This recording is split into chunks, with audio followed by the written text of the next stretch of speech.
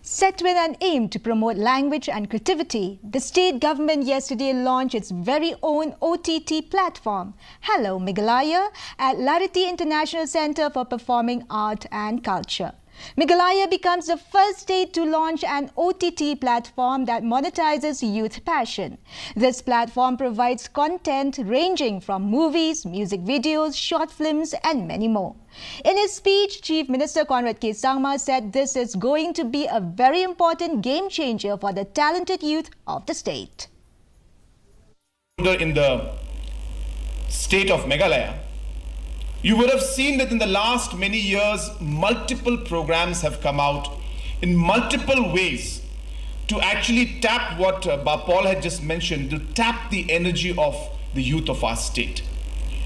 And we are really hoping that apart from just the movies and the short films and the documentaries that you will do, we are really looking forward to the music videos also coming up. And we're hopeful that this platform will allow you to connect with other musicians across the world and across the country.